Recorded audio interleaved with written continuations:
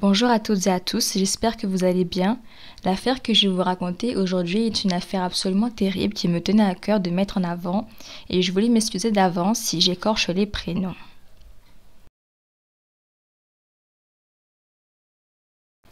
Anna et Olivia Zimmerman sont deux magnifiques petites filles pleines de vie. Elles sont les enfants de Thomas Antonio Gimeno Casañas et Béatrice Zimmerman de Zárate. Le couple est resté ensemble durant des années, mais malheureusement, des tensions sont apparues entre eux après la venue du deuxième enfant, qui était Anna. Ils ont alors décidé malheureusement de se séparer, mais ils avaient la garde partagée pour les enfants. Les filles vivaient chez leur mère et tout semblait très bien se passer pour la petite famille jusqu'au 27 avril 2021 où tout va basculer. Ce jour-là, les filles devaient passer un moment avec leur père. Thomas est allé récupérer Anna qui était chez Béatrice à 5 heures, puis il est parti prendre Olivia qui était dans une école où elle suivait quelquefois des cours de langue. Béatrice faisait confiance à Thomas et elle pensait que les filles allaient bien profiter avec leur père ce jour-là. Le temps continue de passer et il est 9 heures et Béatrice se rend chez Thomas afin de récupérer ses enfants. Et Thomas habite à Higues de Candelaria, c'est une commune en Espagne. Mais une fois sur place, elle ne trouve aucune trace de ses enfants ni de Thomas. Béatrice commence alors à angoisser et elle appelle son ex-compagnon afin de savoir où est-ce qu'il est et où sont les enfants. Et Thomas lui répond alors de ne pas s'inquiéter, qu'il a emmené les enfants sortir dîner, qu'ils vont profiter ensemble et il va bientôt les ramener.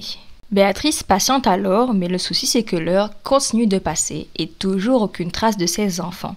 Elle commence à s'inquiéter de plus en plus et elle se demande qu'est-ce que les enfants peuvent bien faire depuis tout ce temps et où est-ce qu'ils sont. Elle reçoit alors plusieurs appels de Thomas, dont un plutôt inquiétant. Thomas lui annonce qu'il va quitter l'Espagne avec leurs 2 enfants et qu'elle ne les reverra plus jamais. Béatrice commence sérieusement à paniquer. Et malheureusement pour elle, il kidnappe Olivia, âgée de 6 ans, et Anna, âgée de 1 an. En cette terrible nuit, Thomas serait resté avec les enfants à Higues de Candelaria, puis se serait rendu chez ses parents qui habitent à Santa Cruz de Tenerife, mais ses parents n'ont pas vu les enfants. Puis il se serait rendu à Puerto Marina de Tenerife, c'est-à-dire le port de Plaisance, à 9h30. Thomas a été vu pour la dernière fois dans ce port, en train de prendre le large sur son bateau qui se nomme Esquilón. Et un fait très inquiétant est qu'il aurait déchargé plusieurs sacs de sport sur son bateau. Il a alors quitté le port à 12h30 vers le large de la côte est de Tenerife. Le 28 avril 2021, le bateau abandonné de Thomas est malheureusement retrouvé en train de flotter et sans ancre près de Puertito de Guimar.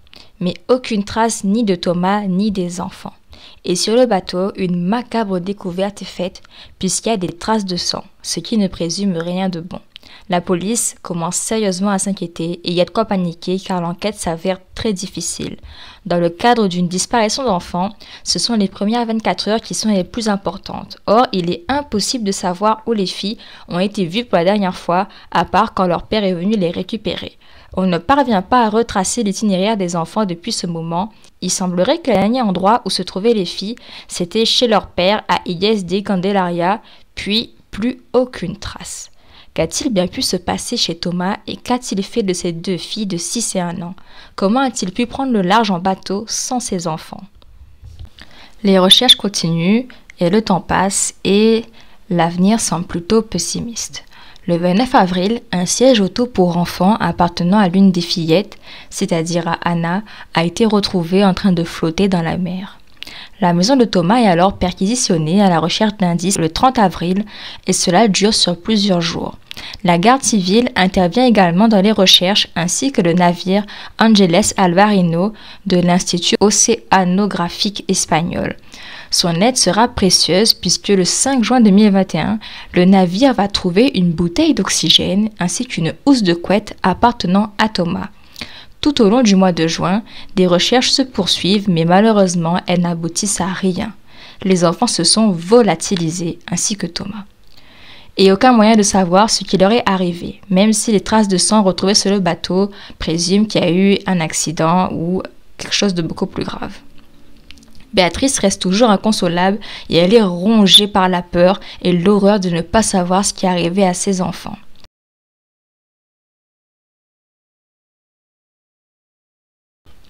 L'affaire va connaître un Terrible rebondissement.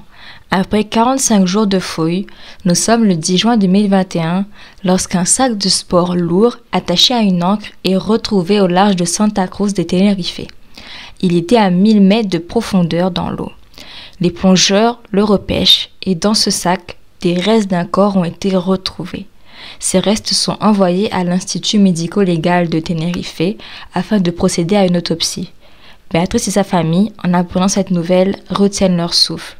Et malheureusement, les tests ADN faits sur les restes ont permis de confirmer qu'il s'agissait du corps de la petite Olivia, âgée de 6 ans.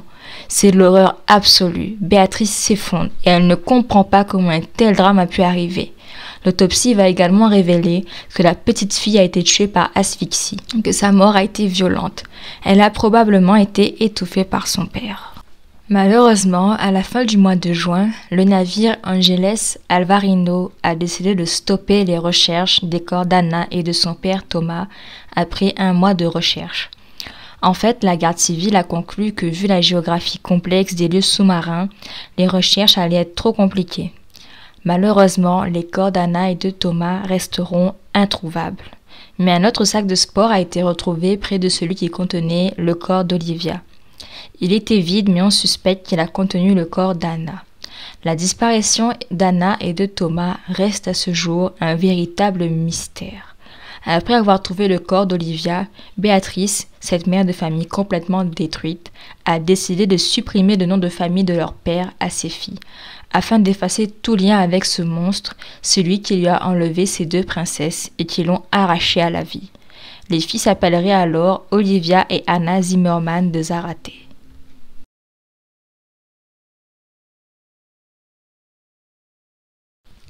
Durant l'enquête, toute l'Espagne a été chamboulée par la disparition des petites Olivia et Anna.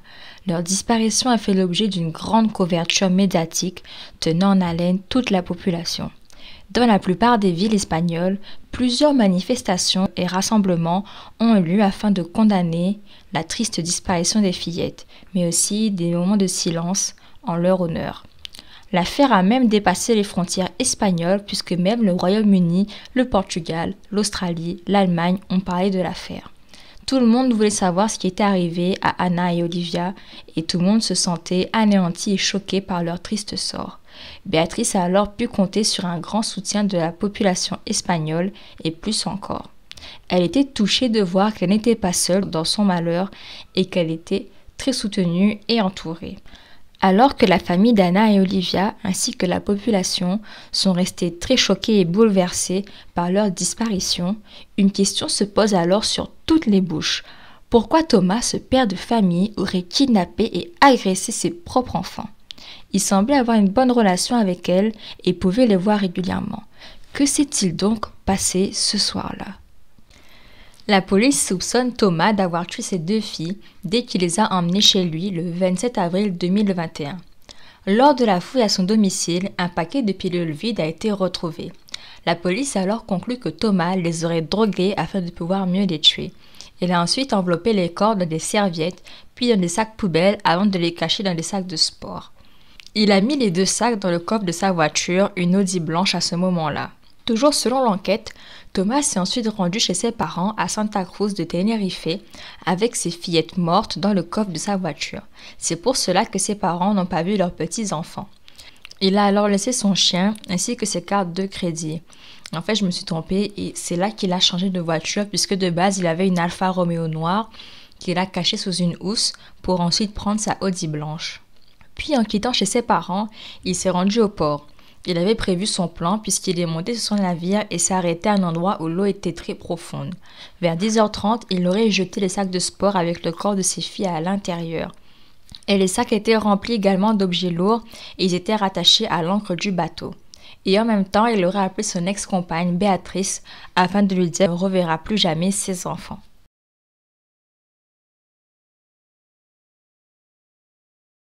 Afin de mieux comprendre les actes horribles de Thomas, je vous propose de se plonger dans l'histoire de l'ex-couple. Thomas Gimeno et Béatrice Zimmermann formaient un couple solide durant des années, comme je l'avais dit au début. Ils étaient ensemble depuis l'adolescence et ils ont grandi avec. Et puis le Covid a frappé et la pandémie a mis à l'épreuve le duo. Ils se sont alors éloignés à tel point qu'ils ont fini par se séparer. Et Béatrice, elle a retrouvé l'amour avec un homme belge de 60 ans qui se nomme Eric Domb. Elle a aussi déménagé dans sa maison familiale à Radazul, qui se situe à quelques kilomètres de Santa Cruz. Et Béatrice a été très heureuse de cette nouvelle vie. Mais Thomas, lui, il semblait avoir du mal à accepter que son ex-femme avait refait sa vie aussi rapidement. Il lui a plusieurs fois fait des reproches à ce propos. Thomas voulait punir son ex-femme pour avoir fréquenté un autre homme et voulait s'assurer qu'elle allait souffrir de la pire des manières en lui privant de ses enfants. C'est donc la jalousie qui a malheureusement conduit Anna et Olivia à leur fin tragique. Il semblerait que Thomas ait planifié le meurtre de ses enfants. D'abord, il a dit à Béatrice, lorsqu'elle est venue chez lui afin de récupérer les petites, qu'il les emmenait au restaurant pour dîner, alors que cela était sûrement faux. En fait, il voulait juste gagner du temps pour pouvoir les tuer et dissimuler leur corps. Puis, il a changé de voiture. Le jour du kidnapping, Thomas avait également discuté avec la directrice du centre scolaire, à qui il a remis un étui à crayon enroulé d'un ruban adhésif. Et en fait, il lui a dit de ne pas ouvrir l'étui avant 11 h et de l'appeler à cette heure-là. Puis il a récupéré les filles et il est parti. La directrice, elle a ignoré les paroles de Thomas sur le coup, mais vers 5h20, par curiosité, elle a décidé d'ouvrir l'étui. Et elle a découvert 6200 € en espèces, ainsi qu'une lettre d'adieu. Peut-être que si elle avait ouvert l'étui dès le début, elle aurait su que les enfants étaient en danger et elle aurait peut-être pu les sauver. Mais malheureusement, ce n'était pas le cas. Puis, il est parti chez ses parents, où il a laissé Anna, tandis qu'Olivia, elle était à un cours de tennis. Et pendant que ses enfants n'étaient pas là, Thomas est parti au port s'assurer que son bateau fonctionnait bien. Il a ensuite récupéré Olivia, puis Anna chez ses parents. Et à 7h30, il est retourné chez lui avec ses enfants, où il les aurait assassinés. Il voulait torturer Béatrice en se débarrassant des corps des fillettes dans un lieu difficile à retrouver. Il a jeté le corps de ses enfants accrochés à une ancre à 1000 mètres de profondeur au loin du large de la ville de Santa Cruz. Et à 10h40, Thomas était toujours sur son bateau et il a parlé avec son ex-femme plusieurs fois, puis il s'est rendu compte qu'il n'avait plus de batterie sur son téléphone et il a alors décidé de retourner au port afin de récupérer un chargeur. Et à 11h15, Thomas a été arrêté par la patrouille de la garde civile. Ils l'ont ordonné d'accoster car il avait dépassé le couvre-feu ordonné suite à la pandémie du coronavirus. Il a alors reçu une amende pour avoir enfreint la loi. Mais Thomas a expliqué qu'il allait accoster afin de rentrer chez lui et dormir. Mais ensuite, il a changé de discours et il a dit qu'il allait passer la nuit plutôt sur son bateau. La patrouille l'a alors laissé et il est revenu plus tard, après 2h30 du matin. La patrouille elle est revenue plus tard, après 2h30 du matin, et elle n'a rien trouvé de suspect à ce moment. Et pendant ce temps, Thomas a quitté le port à la recherche d'un chargeur. Il a demandé au gardien de sécurité du port s'il en avait un, mais celui qu'il lui avait proposé n'était pas compatible avec son modèle de téléphone. Il a ensuite rejoint sa voiture, la Audi A3, et il s'est rendu dans une station-service où il a acheté un paquet de cigarettes, un chargeur et une bouteille d'eau. Il est ensuite retourné sur le port, il a chargé son téléphone, puis il a demandé au gardien de la sécurité si la patrouille de la garde forestière était toujours là.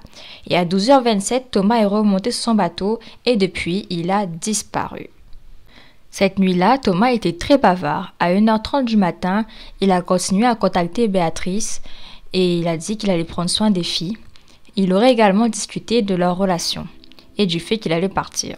Et à 2h11, il aurait appelé sa compagne actuelle afin de lui dire définitivement au revoir, puis il a contacté son père pour lui dire qu'il était vraiment désolé et avait besoin de faire tout cela. Il a également donné à ses amis ses biens, comme sa moto ou son bateau. Il a envoyé des textos à ses proches disant « Je vais être bon, je vais être meilleur ». Jusqu'à ce jour, on ne comprend toujours pas pourquoi Thomas a tué ses enfants. Thomas Gimeno est issu d'une famille aisée de Santa Cruz de Tenerife et il a toujours travaillé dans les entreprises de son père. C'est un passionné de paddle, de courses de voiture et de vitesse. Il était bien ancré dans la société et n'a jamais présenté d'antécédents de violence. Rien ne laissait prédire ses terribles actions. Penchons-nous maintenant sur son profil criminel. Et face à la mort tragique d'Anna et d'Olivia, on est dans ce que l'on appelle en psychologie de la violence par procuration. C'est-à-dire qu'afin de nuire à son partenaire, un parent va attaquer et faire souffrir ses propres enfants. Et Thomas était pleinement conscient de ses actes. Il était lucide et a fait le choix de blesser volontairement ses enfants. Est-ce que Thomas présentait des signes de violence? Il est difficile de le savoir. Selon certaines personnes, il aurait été incapable de faire du mal à ses propres enfants et pour d'autres, il était agressif envers Béatrice et il la détestait. Thomas avait-il prévu de se suicider ou est-ce qu'il voulait fuir? Il avait dit au revoir à tous ses proches avant de se tuer et de tuer ses enfants ou de disparaître après avoir tué ses enfants. Et il avait également retiré 70 000 € de son compte. Donc pourquoi retirer une telle somme si vous voulez se tuer? Ce sont des actions qui restent vraiment mystérieuses et malheureusement, nous n'avons pas de réponse jusqu'à aujourd'hui.